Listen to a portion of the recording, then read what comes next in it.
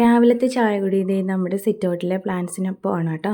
നമ്മുടെ താഴെ സിറ്റൗട്ടിലിരിക്കുന്നത് upright varieties ആയ വിങ്ക പ്ലാന്റ്സ് ഒക്കെയാണ് കേട്ടോ. വിങ്ക പ്ലാന്റ്സ് ഉണ്ട്, മില്യൻ ബെൽസ് ഉണ്ട്, അങ്ങനെ കുറച്ച് കളക്ഷൻസ് നമ്മുടെ താഴെ സിറ്റൗട്ടിലാണ് കേട്ടോ സെറ്റ് ചെയ്ത് വെച്ചിരിക്കുന്നത്.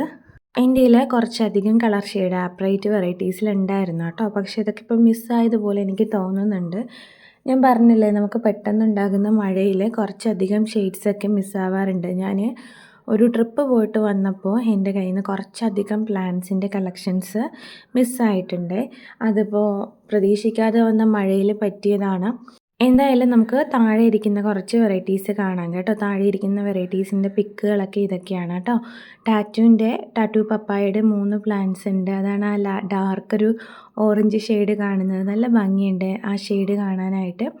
പിന്നെ ഇതൊന്നും ഐഡിയ എനിക്കറിയില്ല കേട്ടോ. ഇതൊക്കെ നമ്മൾ പല ആൾക്കാരിൽ നിന്നും കളക്ട് ചെയ്ത് കൊണ്ടുവരുന്നതാകുമ്പോൾ കറക്റ്റ് എക്സാക്റ്റ് ആയിട്ടുള്ള ഐഡീസ് നമുക്കറിയില്ല. ഇത് കൂടാണ്ട് നമ്മുടെ കയ്യിൽ വേറെ കളക്ഷൻസും ഉണ്ട് കേട്ടോ. അത് നമ്മൾ പല സ്ഥലത്താണ് ഈ ഓരോ പ്ലാന്റ്സ് വെച്ചിരിക്കുന്നത്.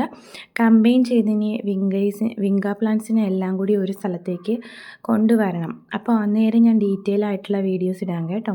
ഇത് നമ്മുടെ നിർവാണയുടെ റെഡ് സ്പ്ലാഷ് ആണിത്. പിന്നെ ഇതൊക്കെ ഞാൻ പറഞ്ഞല്ലോ, JGB, പെർസിമോൺ, അങ്ങനെ കുറച്ച് ഐഡീസൊക്കെയാണ്. എക്സാക്റ്റ് മെൻഷൻസൊക്കെ ഞാൻ ഡീറ്റെയിൽ ആയിട്ടൊരു വീഡിയോയിൽ ചെയ്യാം കേട്ടോ. എനിക്കും ഇതിനെക്കുറിച്ച് വലിയ ധാരണയില്ല, അപ്പോൾ അതുകൊണ്ടാണ് ഞാനത് പറയാത്തത്. എന്നാലും അറിയാമെന്നുള്ള ഐഡീസൊക്കെ മെൻഷൻ ചെയ്ത് പോവാവേ. ഇതൊക്കെ വേറെ പോട്ടിൽ വേറെ സ്ഥലത്തേക്ക് വച്ചിരിക്കുന്ന പ്ലാന്റ്സാണ്. നമ്മുടെ ഒരു ഐവറി പെറ്റൂണിയ നമ്മളിന്ന് ഹാങ് ചെയ്തിട്ടുണ്ട് കേട്ടോ. റെഡ് ഐവറി ഹാങ് ചെയ്തിട്ടുണ്ട്. അതിലൊരു ഫ്ലവറും വന്നിട്ടുണ്ട്. പിന്നെ ഇതൊക്കെ നോക്കൂ, നോർമൽ ഷെയ്ഡ്സ് ആണോ അത് എക്സോട്ടിക് ആണോ എന്നൊന്നും എനിക്കറിയില്ല. എന്തായാലും കാണാനൊക്കെ നല്ല ഭംഗിയുള്ള പ്ലാന്റ്സ് തന്നെയാണ് കേട്ടോ. എല്ലാം കൂടി ഇങ്ങനെ കമ്പൈൻ ചെയ്ത് നിൽക്കുമ്പോൾ നല്ല ഭംഗിയുണ്ട്. പിന്നെ ഇതിൽ കുറച്ച് കളേഴ്സിന് മാത്രം സീഡ്സ് ആയിട്ടുണ്ട്. അപ്പോൾ അതൊക്കെ ഞാൻ കളക്ട് ചെയ്ത് ഒരുമിച്ചാണ് വയ്ക്കാറുള്ളത്. നമുക്ക് അപ്രൈറ്റിൻ്റെ കമ്പൈൻഡ് ആയിട്ടുള്ള സീഡും ഹാങ്ങിങ്ങിൻ്റെ കമ്പൈൻഡ് ആയിട്ടുള്ള സീഡുമാണ് നമുക്ക് അവൈലബിൾ ആയിട്ടുള്ളത് കേട്ടോ. എല്ലാത്തിൻ്റെയും മിക്സഡ് അല്ല. ഹാങ്ങിങ് സെപ്പറേറ്റഡും അതുപോലെ തന്നെ അപ്രൈറ്റ് സെപ്പറേറ്റും ആയിട്ടാണ് ഇരിക്കുന്നത്. ഇത് നമ്മുടെ ടൈഡൽ വേവ് റെഡിന് മ്യൂട്ടേഷൻ വന്നിട്ടുള്ള പ്ലാന്റാണ് കേട്ടോ. ഭയങ്കര ഭംഗിയുണ്ട്, നല്ല ബ്രൈറ്റ് ഒരു കളറാണ് കേട്ടോ. പിന്നെ ഇത് വന്നിട്ട് നമ്മുടെ ഐവറി റെഡാണ്. ഐവറി റെഡും അത്യാവശ്യം നല്ല രീതിക്ക് തന്നെ പ്ലാന്റ് ആയി വരുന്നുണ്ട്. പിന്നെ ഇത് വന്നിട്ട് നമ്മുടെ വൈറ്റ് ആണ് കേട്ടോ. മിക്ക ആൾക്കാർക്കും വൈറ്റ് നന്നായിട്ട് ഡബിളായിട്ട് ചെയ്യാറില്ല എന്നൊക്കെ കേൾക്കാറുണ്ട്. അപ്പോൾ ഇവിടെ എനിക്ക് കുഴപ്പമില്ല. നമുക്ക് ഓരോ ഫ്ലവർ ബഡ്സിൽ നിന്നും ഓരോ എത്തുകളുണ്ടായിട്ട് അവിടെ നിന്നൊക്കെ പൂക്കൾ ഉണ്ടാകുന്ന ഒരു വെറൈറ്റിയാണ് ഈ ഒരു വൈറ്റ് ഡബിൾ പെറ്റൽസ് ആയിട്ട്. എനിക്ക് ഭയങ്കര ഇഷ്ടമുള്ളൊരു പ്ലാന്റാണ് വൈറ്റ് എന്ന് പറയുന്നത്. ഈ വൈറ്റും റെഡും കൂടി ഉള്ള കോമ്പിനേഷൻ കാണാൻ നല്ല ഭംഗിയില്ലേ. അതുകൊണ്ടാണ് ഞാനിതിനെ ഇങ്ങനെ സെറ്റ് ചെയ്തിട്ടിരിക്കുന്നത്. പിന്നെ കുറച്ചുകൂടെ താഴത്തേക്ക് തട്ടിയിരുന്നെന്ന് ഞാൻ വിചാരിച്ചായിരുന്നു, പക്ഷേ കൊച്ചുള്ളത് കൊണ്ട് അത് പറ്റില്ല. അപ്പോൾ ഇതൊക്കെ വന്നിട്ട് നമ്മുടെ എക്സോട്ടിക് ഷെയ്ഡ് പോലെയൊക്കെയാണ് എനിക്ക് തോന്നുന്നത്. നല്ല വലിയ ഫ്ലവേഴ്സും കാര്യങ്ങളൊക്കെയാണ്.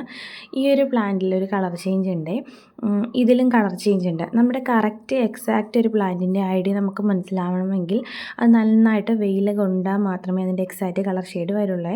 അപ്പോൾ ഈ ഒരു പ്ലാന്റിൻ്റെ ഫ്ലവറാണ് ഇത്. രണ്ടും തമ്മിലുള്ള വ്യത്യാസം നോക്കൂ. എക്സാക്റ്റ് നമുക്കതിൽ വെയിൽ കിട്ടാതിരിക്കുമ്പോൾ ഉണ്ടാകുന്ന ചേഞ്ചസ് ആണ്. അപ്പോൾ നമ്മൾ പ്ലാന്റ്സ് കളക്ട് ചെയ്ത് കഴിഞ്ഞിട്ട് നമുക്ക് ആ ഐഡിയയിലെ ഫ്ലവർ തന്നെ വിരിഞ്ഞില്ല എന്നുണ്ടെങ്കിൽ നമ്മൾ അവരെ കംപ്ലയിൻറ്റ് പറയേണ്ട ആവശ്യമില്ല കേട്ടോ. നല്ല വെയിൽ കൊള്ളണം. പിന്നെ ഇതൊക്കെ വന്നിട്ട് ടോക്കിയോ ഓറഞ്ച് പാറ്റേൺ റെഡൊക്കെയാണ്. ഇത് രണ്ടും എനിക്ക് ഐഡിയ അറിയില്ല കേട്ടോ. നോർമലാണോ എക്സോട്ടിക് ആണോ എന്നൊന്നും എനിക്ക് ഒരു പിടിയും ഇല്ല. നമ്മൾ ഒത്തിരി പേരിൽ നിന്ന് പ്ലാന്റ്സ് കളക്ട് ചെയ്ത് കൊണ്ടുവരുന്നതാണല്ലോ. അപ്പോൾ എന്തായാലും നമുക്ക് ഐഡിയൊക്കെ പതിയെ കണ്ടുപിടിക്കാം. അപ്പോൾ വിങ്ക പ്ലാന്റ്സ് ഉള്ളവർ കറക്റ്റായിട്ട് അതിനെ പ്രോപ്പറായിട്ട് വെയിൽ കൊള്ളിക്കുക കേട്ടോ. ഇത് നമ്മുടെ ഒരു മില്യൻ ബെൽസിൻ്റെ പ്ലാന്റാണ്. ഇതിൻ്റെ ഏറ്റവും മുകൾ ഭാഗത്തൊരു ലൈറ്റ് ഷെയ്ഡ് ഗ്രീൻ വരുന്നത് എന്തുകൊണ്ടാണെന്ന് അറിയാവോ? അതിന് ന്യൂട്രിയൻസ് ഡെഫിഷ്യൻസി ഉള്ളത് കൊണ്ടാണ് കേട്ടോ. താഴത്തെ പ്ലാന്റിന് അതില്ല. അപ്പോൾ അതിന് വേണ്ടിയിട്ട് നമ്മൾ കുറച്ച് വളപ്രയോഗങ്ങളൊക്കെ ചെയ്ത് കൊടുക്കണം. പിന്നെ ബാലൻസ് മില്യൻ ബെൽസ് ഒക്കെയാണ് കേട്ടോ. കഴിഞ്ഞ ദിവസം ഉണ്ടായൊരു മഴയിൽ സംഭവിച്ചതാണ് നമ്മുടെ ആ ഒരു മില്യൻ ബെൽസ്.